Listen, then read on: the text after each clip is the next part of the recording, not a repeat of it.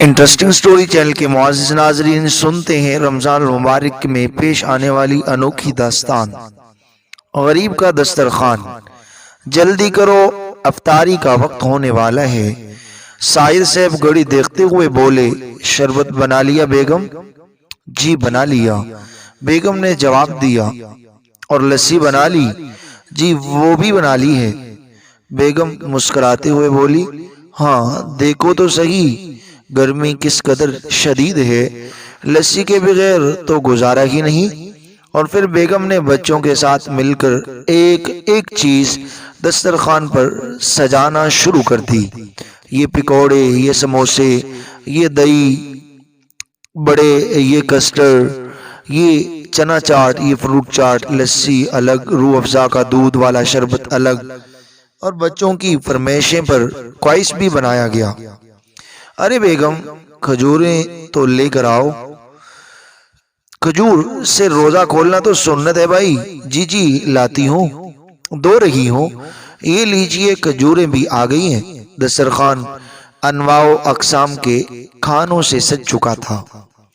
بڑے چھوٹے سب بیٹھ کر روزہ کھلنے کا انتظار کرنے لگے۔ چھوٹا بیٹا اسد کہنے لگا، امی چکن رول تو بنائے نہیں ہے آپ نے؟ بیٹا اتنا کچھ تو ہے، اب باقی کل بنا لیں گے۔ سب کچھ آج ہی کھانا ہے کیا؟ اچھا ٹھیک ہے، لیکن کل ضرور بنائیے گا امی۔ اچھا ٹھیک ہے بیٹا۔ ماں نے بڑے پیار سے بیٹے کو بہلایا۔ بیگم سالن کیا بنایا ہے؟ نماز کے بعد میں کھانا کھاؤں گا۔ گھر آ کر سعید سے بیگم سے مخاطب ہو کر بولے، جی جی سالن بھی بنا لیا ہے، آپ کی پسند کا۔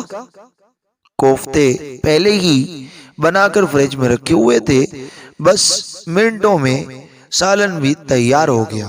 بیگم فخر سے مسکرائی، واہ جناب، ہماری بیگم کی سلیقہ مندی کے کیا کہنے، ماشاءاللہ۔ اور پھر سب گھر والوں نے دعا کے لیے ہاتھ اٹھا دیے۔ افطار کے وقت روزہ دار کی دعا قبول ہوتی ہے، بس ایک دیوار کا ہی تو فرق تھا۔ دیوار کے اس پار شکیل کا گھر تھا۔ اری نیک بخت، کچھ ہے روزہ کھولنے کے لیے؟ تھکا ماندہ شکیل نکاہت زدہ چہرہ لیے اپنی بیوی سے پوچھ رہا تھا۔ بیوی کچن سے ہی آواز لگا کر بولی، ہاں ہاں اللہ کا شکر ہے، سب کچھ ہے، بھوکے نہیں رہیں گے۔ اور پھر شکیل کی بیوی رضیہ اپنی چھوٹی بیٹی کے ساتھ مل کر دسترخوان لگانے لگی۔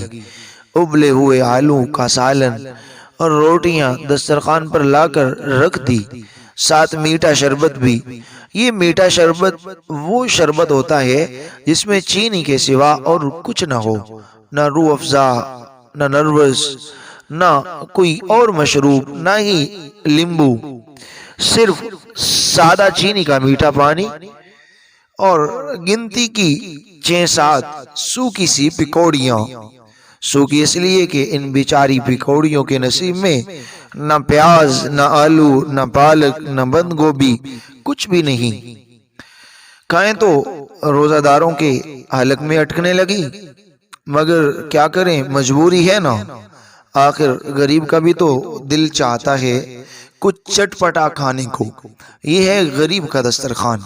شکیل کی دونوں بڑی بیٹیاں جو قرآن مجید کی تلاوت کر رہی تھی، وہ بھی آ کر بیٹھ گئی، اور یہ مختصر سا گھرانہ روزہ کھلنے کا انتظار کرنے لگا۔ شکیل نے ایک نظر دسترخوان کی طرف دیکھا اور پھر اپنی تینوں معصوم بیٹیوں کی طرف۔ دل میں درد کی ایک لہر سی اٹھی۔ اس عمر میں بچیوں کے کیا کیا شوق ہوتے ہیں، اور میں تو ان معصوموں کو ڈنگ سے کھلا بھی نہیں پاتا۔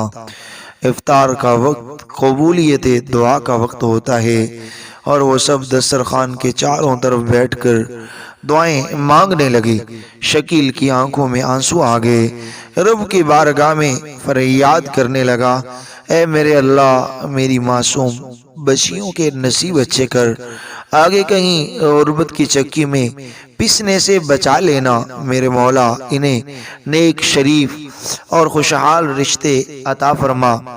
بچیاں بہت سمجھدار اور صبر کرنے والی تھی، مگر سب سے چھوٹا بیٹا آمد وہ یہ سب برداشت نہیں کر پاتا تھا۔ ابھی میں اسد کے ساتھ اس کے گھر چلا گیا تھا۔ امی، اس کے گھر دسترخوان روزانہ بھرا ہوتا ہے ہر طرح کی چیزوں سے، امی ہمارے گھر میں کیوں نہیں ہوتا یہ سب کچھ؟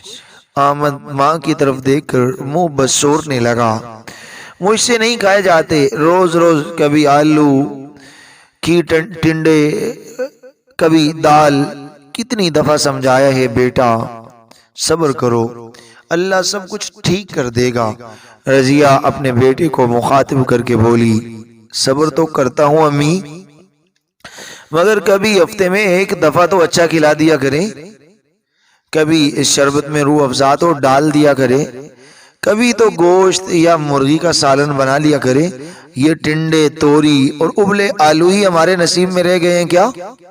چھوٹا آمد نہ جانے کیوں آج ضبط کے بندھن چھوڑ چکا تھا، ہچکیوں سے رو رہا تھا، ماں کا کلیجہ تڑپ اٹھا، بڑھ کے آمد کو سینے سے لگا لیا اور خود بھی سسک کر رونے لگی۔ صبر کر میرے لال، صبر کر، اللہ نے صبر کرنے والوں کے لیے جنت بنائی ہے، وہاں سب کچھ ملے گا بیٹا، صبر کرو۔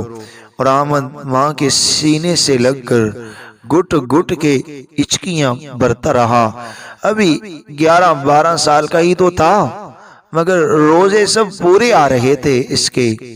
آج نہ جانے کیوں ایسے بکھرا کہ سنبھالنا ہی مشکل ہو گیا، بچہ ہی تو تھا، اپنے ہی جیسے دوسرے انسانوں کو عیش و عشرت میں دیکھ کر اس کی سمجھ میں نہیں آتا تھا کہ ہمیں یہ سب کچھ کیوں نہیں حاصل۔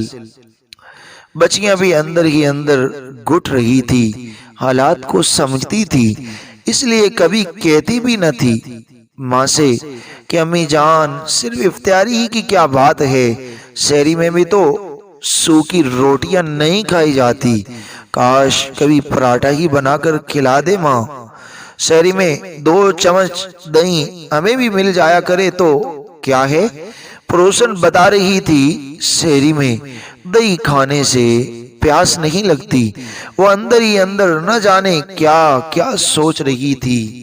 اور چھوٹی بیٹی مدیحہ بھی آسمان کی طرف دیکھنے لگی، پیارے اللہ، تو نے تو اپنی کتاب قرآن مجید میں جگہ جگہ فرمایا ہے اللہ کی راہ میں خرچ کرو۔ ابھی تو میں سورۃ بقرہ کا ترجمہ پڑھ رہی تھی، ترجمہ جو لوگ اللہ کی راہ میں اپنا مال خرچ کرتے ہیں، پھر نہ تو جس کو دیا اس پر احسان جتلاتے ہیں اور نہ کسی اور طرح اس کو اذیت پہنچاتے ہیں، تو ان کے لیے ان کے رب کے پاس اس کا ثواب ہے، اور قیامت کے دن نہ تو ان کو کسی قسم کا خوف ہوگا اور نہ وہ غمگین ہوں گے۔ اللہ جی، کیا لوگ قرآن نہیں پڑھتے؟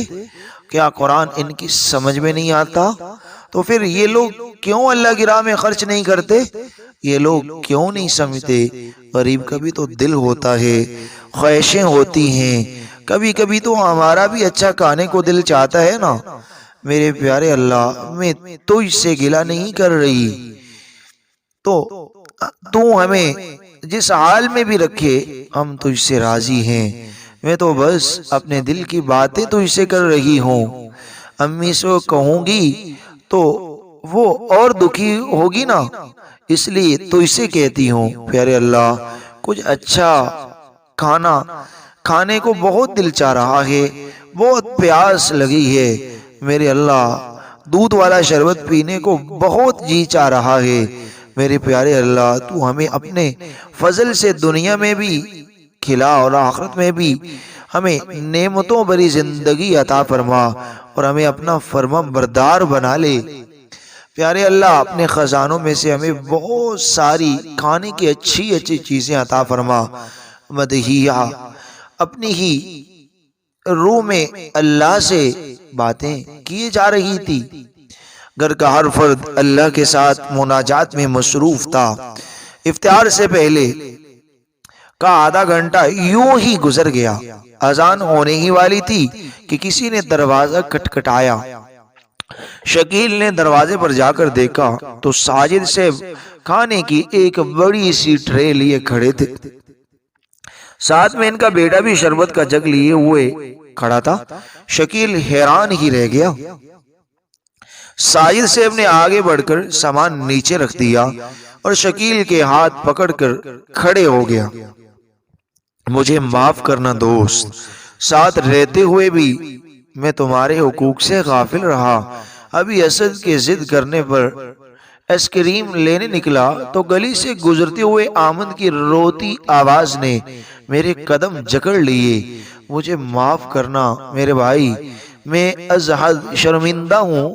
میں پیٹ بھر کے کھاتا رہا اور پڑوس کی خبر بھی نہ لی۔ اللہ بھی مجھے معاف کرے۔ پھر ایک لفافہ بھی جیب سے نکال کر شکیل کی جیب میں زبردستی ڈال دیا۔ یہ میری طرف سے تمہارے بچوں کے لیے ہے شکیل، ان کے افطار اور سحر کی دعوت، اب باقی رمضان میری طرف سے۔ سائے صاحب کے پڑھتے ہی آذان شروع ہو گئی اور آمن خوشی خوشی روح افزا والا دودھ کا شربت پینے لگا، اور چھوٹی مدحیہ وہ تو اتنی خوش تھی کہ بس نہیں چل رہا تھا اپنے پیارے اللہ پر قربان ہو جائے۔ وہ کتنا قریب ہے دکھی دلوں کے، کوئی اسے سچے دل سے پکارے تو صحیح۔ رمضان تو آپس میں رحمت و مدد اور غم خاری کا مہینہ ہے، اللہ کو اپنی نیکیاں دکھلانے کا مہینہ ہے۔ تو پھر کوئی ہے جو اللہ کی راہ میں خرچ کرے تاکہ وہ اسے 70 گنا بلکہ اس سے بھی زیادہ کر کے واپس کر دے؟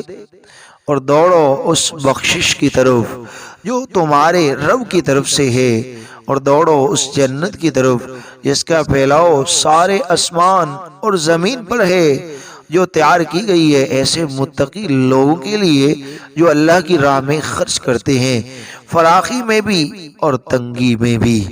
ناظرین و سامعین، اس پورے واقعے سے ہمیں سبق اور درس یہ ملتا ہے کہ ہمیں ضرور اپنے پڑوسیوں کا بھی خیال رکھنا چاہیے، ان کو بھی یاد کرنا چاہیے کہ ایسا نہ ہو کہ ہم تو پیٹ بھر کے کھاتے رہیں اور ان کے پاس سحری اور افطاری پہ سوائے پانی کے اور کچھ نہ ہو۔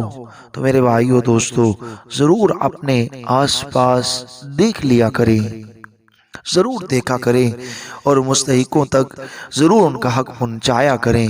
اگر انسان جو ہے کسی کی ہیلپ کرتا ہے، اگر اللہ کے راستے میں خرچ کرتا ہے، تو اللہ اسے اتنا بڑھا چڑھا کے دیتے ہیں کہ انسان کے تصور سے باہر ہے۔ تو میرے بھائیو دوستو، ضرور غریبوں کے اوپر خرچ کریں، اور سحری اور افطاری میں اپنے آس پاس غریبوں کو، پڑوسیوں کو ضرور یاد رکھا کریں۔ اگر آپ نیو ہیں ہمارے چینل پر، انٹرسٹنگ سٹوری چینل پر، تو پلیز ہمارے چینل کو سبسکرائب کیجئے، ویڈیو کو لائک اور شیئر کیجئے، کمنٹس باکس میں اپنی آراء کا اظہار ضرور کیجئے کہ آپ کو یہ ویڈیو کیسی لگی۔ جزاکم اللہ خیر، آپ کا اپنا چینل انٹرسٹنگ سٹوری۔